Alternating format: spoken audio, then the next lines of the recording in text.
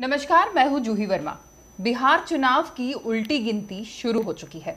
कल यानी कि बुधवार को चुनाव का पहला चरण है, जिसमें 16 जिलों की 71 सीटों पर मतदान होना है।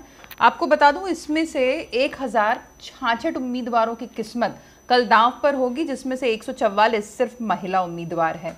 पर इससे भी चौंकाने वाली एक बात है, ये आपको जानकारी होगी ही कि यहाँ पर एनडीए में इस बार एलजेपी यानी चिराग पासवान की पार्टी शामिल नहीं है। इस बार एनडीए का मतलब है JDU plus BJP plus HAM यानी हिंदुस्तानी अवाम मोर्चा और वीआईपी। इसके अलावा अगर हम बात करते हैं महागठबंधन की, तो उसमें शामिल है आरजेडी, कांग्रेस और सीपीआई। एलजेपी अपने दम पर अकेले चुनाव लड़ रही है और अब तक सबसे ज्यादा नीतीश कुमार को अगर किसी ने टफ फाइट दी है, और अगर फाइट भी ना दी हो, कम से कम नाक में दम जिसने कर रखा है, वो चिराग पासवान है, क्योंकि ये उन्हीं के घर का चिराग था जो उन्हीं के घर को अब जला रहा है, जिसकी वजह से एनडीए इस बार नए स्वरूप में बिहार में नजर आ रही है।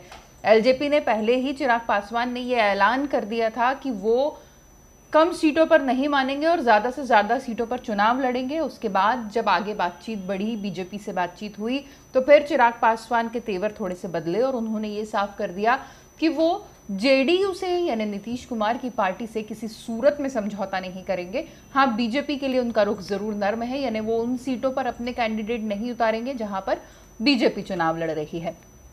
ये उन्होंने किया भी। तो जब ये पूरा आप इलेक्शन का सिनेरियो देखेंगे बिहार का, तो ये पाएंगे कि सिर्फ चिराग पासवान ही ऐसे अकेले नेता हैं या ऐसे अकेले दल हैं जो वहां पर अकेले चुनाव लड़ने वाले हैं। बाकी सारी पार्टीज, चाहे वो नीतीश कुमार की हो, चाहे तेजस्वी की हो, वो सब किसी न किसी गठबंधन से ही चुनाव लड़ रही है। और इससे भी ज्यादा अहम बात यह है कि चिराग पासवान की पार्टी यानी अकेले चिराग पासवान इन सब पर नंबर, सीट जितने नंबर इन्होंने लिए हैं उन सब पर भारी पड़ती जा रही है। अगर हम एनडीए को पूरा एक जोड़ के देखें, यानी नीतीश और बीजेपी और बाकी तमाम पार्टियों को, तो ये सब 71 सीटों पर लड़ रही हैं। इसी तरह से महागठबंधन यानी जो तेजस्वी की पार्टी है और कांग्रेस है, वो भी पूरी 71 सीटों पर चुनाव लड़ रही है, जो पहले चरण में होने हैं। इस नाते तो चिराग कुछ आपको पीछे नजर आएंगे, पर अगर आप इंडिविजुअल पार्टीज देखेंगे तो पता चलेगा कि सबसे ज्यादा सीटों पर चिराग पासवान की पार्टी ही चुनाव लड़ रही है।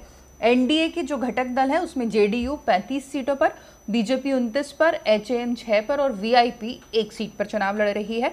महागठबंधन के जो घटक दल है उसमें आरजेडी 42 सीटों पर, कांग्रेस 21 और सीपीआई 8 सीटों पर चुनाव लड़ रही है। जबकि एलजेपी यानी चिराग पासवान की पार्टी अकेले 42 सीटों पर चुनाव लड़ रही है। इसमें से 35 सीटें वो हैं जिसमें उन्होंने जेडीयू यानी नीतीश कुमार की पार्टी के खिलाफ कैंडिडेट उतारा है, और 6 वो सीटें हैं जहां पर जीतन राम मांझी की पार्टी एचएएम के उम्मीदवार खड़े हैं, और 1 वो सीट है जहां पर वीआईपी का उम्मीदवार चुनाव लड़ रहा है। यानी जो चिराग पासवान ने कहा था उस वादे पर उन्होंने पूरी तरह से अमल किया है, और बीजेपी की वाली सीटों पर कहीं भी अपने कैंडिडेट नहीं उतारे हैं। सिर्फ उन्हीं सीटों पर वो चुनाव लड़ रहे हैं जहां पर बीजेपी का कैंडिडेट नहीं है।